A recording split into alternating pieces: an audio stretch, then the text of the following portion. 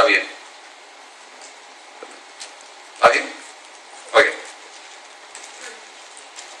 cuando yo Sanballat, que nosotros edificábamos el muro, se enojó y se enfureció en gran manera e hizo escarnio de los judíos.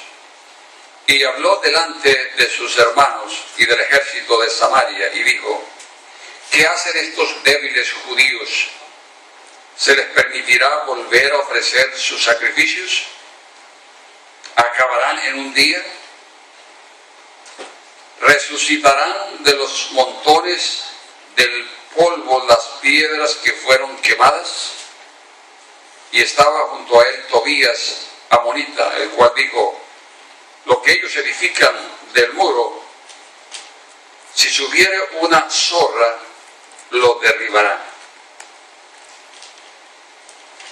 Oye, oh Dios nuestro, que somos objeto de su menosprecio, y vuelve el baldón de ellos sobre su cabeza, y entrégalos por despojo en la tierra de su cautiverio. No cubras su iniquidad, ni su pecado sea borrado delante de ti, porque se airaron contra los que edificaban. Versículo 6. Edificamos pues el muro, y toda la muralla fue terminada hasta la mitad de su altura, porque el pueblo tuvo ánimo para trabajar. Pero aconteció que oyendo Sanballat y Tobías y los árabes, los amonitas y los de Asdod, que los muros de Jerusalén eran reparados, porque ya los portillos comenzaban a ser cerrados, se encolerizaron mucho y conspiraron todos a una para venir a atacar a Jerusalén y hacerle daño. Entonces oramos a nuestro Dios, y por causa de ellos pusimos guarda contra ellos de día y de noche. Y dijo Judá: las fuerzas de los acarreadores se han debilitado, y el escombro es mucho, y no podemos edificar el muro.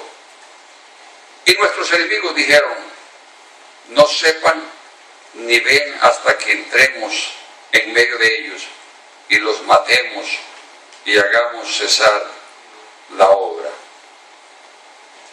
Pero sucedió que cuando venían los judíos que habitaban entre ellos, nos decían hasta 10 veces: de todos los lugares de donde volviereis, ellos caerán sobre vosotros. Vamos a dejar hasta allí. La historia es mucho más larga, de hecho. Vamos a orar. Señor, en esta noche, lo más seguro es que nosotros estamos necesitados para escuchar esta palabra, y en alguna instancia ha habido situaciones similares en nuestra vida. Así, Señor, que yo te pido que me uses como instrumento para traer tu palabra, tu bendición a mis hermanos que están aquí presentes. En el nombre de Cristo. Amén. La pregunta, incluso con la que yo empecé hoy en la radio, ¿cuántos escucharon la radio hoy? A ver. Es interesante. A los fieles aquí, ¿no? Escuchando las radios. Yo sé que estaban ocupados, que a algunos se les pasa, cuando ya se dan cuenta ya ha pasado la hora, no pasa a todos. Yo le digo a una prima que está en Panamá, y por los cambios de hora y todas esas cosas, le aviso de la hora, y ella a veces lo escucha, pero a veces se le pasa por alto también, y se entiende. ¿Qué se puede hacer cuando una persona porta la enfermedad más letal del mundo? Piénselo por unos segundos. ¿Qué se puede hacer cuando una persona porta la enfermedad más letal del mundo? A ver, piénselo por unos minutos, segundos.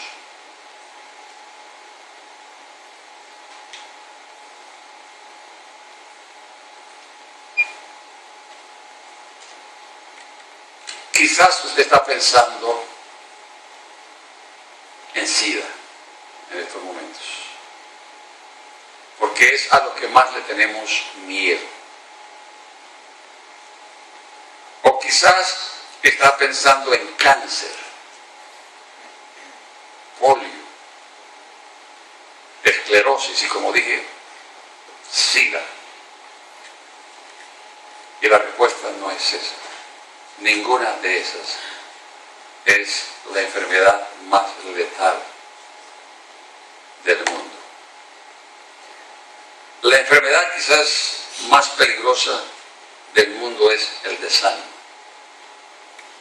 El desánimo. Y le voy a dar razones por qué el desánimo es la enfermedad más peligrosa. En primer lugar, porque es mundial. Es universal. No todo el mundo tiene SIDA. No todo el mundo tiene cáncer. Pero el desánimo sí es global, es mundial, es universal. Todos nos desanimamos en alguna instancia. El desánimo es tan común a los humanos que aún los cristianos se llegan a desanimar. Y uno diría, pero ¿cómo es posible que siendo nosotros cristianos nos desanimemos? Y parte de la razón es que somos humanos también. Si yo pregunto, ¿quién de los que está aquí presente nunca se ha desanimado? Estoy seguro que nadie podría levantar la mano, porque de hecho nos hemos desanimado en algún momento. Entonces, la primera razón por la cual el desánimo es letal y es la enfermedad más grande es porque es universal y no se escapa ningún ser humano. Y la segunda razón es porque es repetitivo. El desánimo se repite. Te desanimaste ayer, hoy y es posible que mañana también. Y la pregunta que usted se está haciendo, bueno, ¿y cómo podemos deshacernos del desánimo? No podemos deshacernos del desánimo fácilmente. El desánimo no es un asunto de una sola vez. Incluso cuando aceptamos a Cristo, las cosas mejoran, cambian grandemente, pero aún en la vida cristiana llegan desánimo. Y la tercera razón por la cual el desánimo es la enfermedad más letal, más peligrosa, además de ser universal, mundial, repetitiva, es que es contagiosa. Solamente se necesita estar al lado de un desanimado y se nos pega.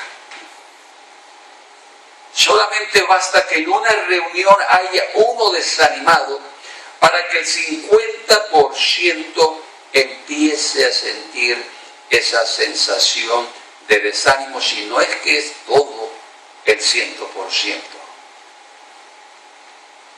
Y por eso hay que estar al lado de los que están animados. Hace más o menos unos 5 años, o quizás 6 años, yo prediqué un mensaje. Y el mensaje es que en un devocional Dios me habló a mí. Y Dios, su palabra me dijo, a través de su palabra me dijo que debería de hacerme al lado de gente positiva. Gente que no fuera chismosa, Y en tercer lugar, gente que fuera optimista, gente de ánimo. Y yo he tratado de guardar eso hasta el día de hoy. Y es una decisión que uno tiene que tomar en la vida. Y cuando me hago al lado de los desanimados, es para animarlos. Y cuando me hago al lado de los chismosos, es para decirle, ojo, porque los chismosos no entran al reino de los cielos. Pero no quiero hacer parte de ese grupo. Cuando nosotros sentimos ánimo, voy a darle algunas ilustraciones. Yo escribí algunas ideas aquí y no es exhaustivo todo lo que voy a decir porque creo que la lista podría aumentar. Pero ¿cuándo es que sentimos ánimo nosotros? Bueno, aquí está mi primera. Cuando logramos algo significativo en nuestra vida, logramos una meta, nos proponemos hacer algo y lo logramos, nos trae alegría, nos trae entusiasmo, incentiva nuestro ánimo. Por ejemplo, la compra de una casa, de un carro,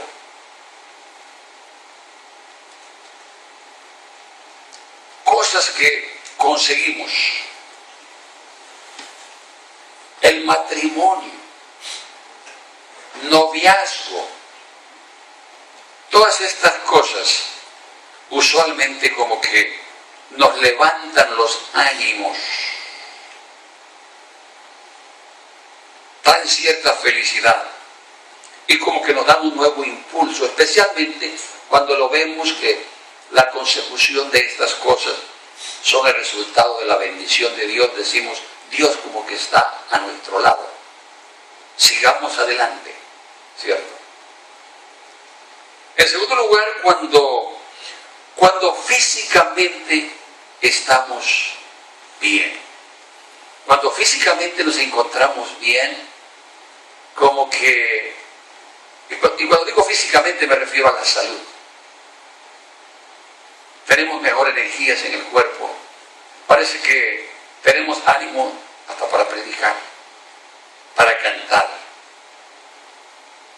en el tiempo de la alabanza, para interaccionar con otros, hasta por el teléfono, en el trabajo. De hecho, rendimos más. Cuando las cosas marchan bien en nuestro hogar, estoy dando en el clavo ahora, la cabeza del clavo. Todos sabemos que cuando las cosas marchan bien en nuestro hogar, nuestro ánimo está arriba. Pero yo conozco personas que no quieren llegar a la casa.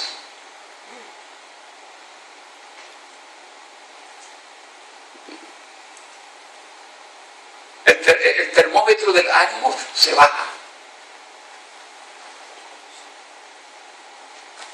Y no quieren llegar a la casa porque se desaniman. Hay pleitos, hay iras, hay contiendas, estas cosas que ocurren en los hogares. Y eso es lo que a veces mantiene tanto a hombres como mujeres fuera del hogar para evadir el problema. Porque la felicidad es algo que todos anhelamos, nos gusta ser feliz, nos gusta estar alegre. Fue Dios quien depositó esa sensación de alegría dentro de nosotros, o el deseo de buscar la felicidad y mantenernos en buen ánimo, una actitud de buen ánimo constantemente. Muchas gracias, Andy. Fue Dios quien colocó eso en nosotros. Y en cuarto lugar, cuando logramos algo bien significativo para Dios, esto nos da mucha alegría, a lo menos en mi caso. Compré muchas casas en Colombia para la obra y cada vez que hacía la compra me daba una alegría, y cuando veía el edificio construido, especialmente o reconstruido, me traía una sensación que no se puede explicar. Y entonces era sensación sobre sensación cuando llegaban los fondos, cuando compraba el local, o el patio, el solar, o el terreno, cuando se construía o reconstruía, cuando hacíamos el primer servicio. Es decir, eran momentos de euforia, de celebración, de alegría, cuando uno veía a la gente llegando a inaugurar el edificio por primera vez. Entonces, cuando hacemos algo para Dios, nos trae una sensación de alegría, de ánimo, y en parte porque sabemos que lo que hacemos para Dios, nadie nos lo puede tocar, ni el diablo, ya está en el banco de los cielos. Lo que damos para Dios, ahí está allá, es intocable. Ni la depreciación del dólar, ni la recesión económica de Estados Unidos afecta lo que ya hemos dado para Dios o lo que ya hemos hecho para Dios.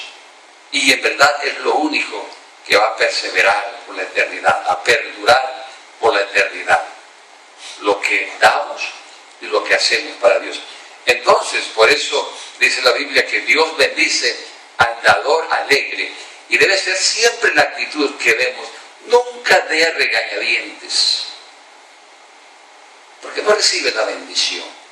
E incluso antes de extender la mano, pregúntese, ¿estoy dando con alegría o no? Pregúntese, para que no pierda la bendición.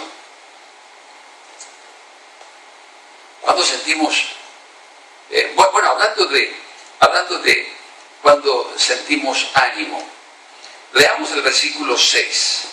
Vamos a volver al pasaje. Miren lo que dice Nehemías. Edificamos pues el muro, y toda la muralla fue terminada. ¿Hasta dónde? Hasta la altura de la mitad. Porque el pueblo tuvo que... Ustedes lo están leyendo conmigo. Ánimo a trabajar. A ver, porque el pueblo tuvo ¿qué? Ánimo para trabajar. Ustedes no tienen ánimo. El pueblo tuvo ¿qué? Ánimo para trabajar. Ánimo para trabajar. Entonces ustedes se dan cuenta lo que se puede hacer con el ánimo. No tenían toda la maquinaria que se tiene hoy día para construir, pero con el ánimo pudieron llegar hasta la mitad. Y ya están listos para poner puertas a Jerusalén. A lo menos hasta la mitad no se puede meter. Y están pensando en ponerle puerta a esos muros que apenas están por la mitad. Y yo creo que la celebración fue grande cuando ya pusieron la última piedra o el último ladrillo. La celebración fue grande. Pero déjenme recordarle a usted, por lo general, cuando comenzamos una nueva obra o hacemos algo nuevo, siempre hay ánimo. ¿Por qué? Porque es nuevo. Todo lo nuevo nos da alegría. Compremos un carro y se da cuenta ese olor a caucho, todas esas sensaciones. Pero ya cuando el carrito tiene los 10 años, ya ni pensamos de que el carro es nuevo. La sensación de lo nuevo se acabó. Siempre tenemos suficiente fuerza para empezar algo nuevo. El problema es cuando llegamos a la mitad. Es decir, de la mitad hacia adelante es cuando llegan los problemas. Es en la mitad de la relación de noviazgo cuando se presentan los problemas, no es al comienzo. ¿Por qué? Porque todo está bonito, todo es nuevo y todo es amorcito para allá y para acá. Y ocurre que usted madrugó un día donde la novia y ella se acaba de levantar, la encontró despeinada. Entonces ese día ya no tuve la misma sensación, porque ya le dieron demasiada confianza hasta para quedarse en la casa, y parece que de la mitad en adelante ya se perdió el entusiasmo de la relación. Y la mitad en adelante del noviazgo o se termina o se casan mal, o arreglan los problemas. Pero usualmente empieza. Lo mismo en el matrimonio, la misma cosa. Y esa es la mitad de las construcciones donde vienen los problemas, los desajustes del presupuesto.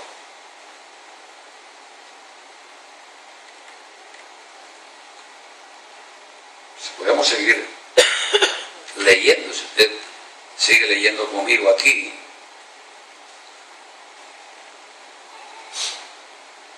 Leamos el versículo, por ejemplo, 9. Entonces oramos a nuestro Dios y por causa de ellos pusimos guarda contra ellos de día y de noche. Y dijo Judá, las fuerzas de los acarreadores se han debilitado y el escombro es mucho y no podemos edificar el muro. Pero hace poquito estaban celebrando. Pero lo que pasa es que es en la mitad donde el enemigo ataca. Y el enemigo ataca de muchas maneras. Por ejemplo, las amenazas. Y las amenazas nos debilitan. Cuando en una pareja cada rato se están diciendo, te dejo, me voy. Eso mengua las fuerzas. Por muy bravo que usted sea. Usted dice, pues de pronto llegó y no la encuentro. Tanto el hombre como la mujer, dependiendo quién es el que está afuera, ¿cierto? Porque esa es una amenaza. Y lo que dice la palabra aquí es que todo lo que decía el enemigo venía y se lo contaban muchas veces durante el día. Y usted escuchando la misma cosa todos los días lo debilita. Ahora los que estaban trabajando tienen que ponerse el machete, la espada aquí. Tienen que trabajar con una mano, ya no rinden igual. Los aguateros para las mezclas, ahora tienen que traer más agua, rendir lo mismo, pero trabajar doble, porque los que antes estaban ayudando ahora están de guardas también, y no pueden ayudar mucho.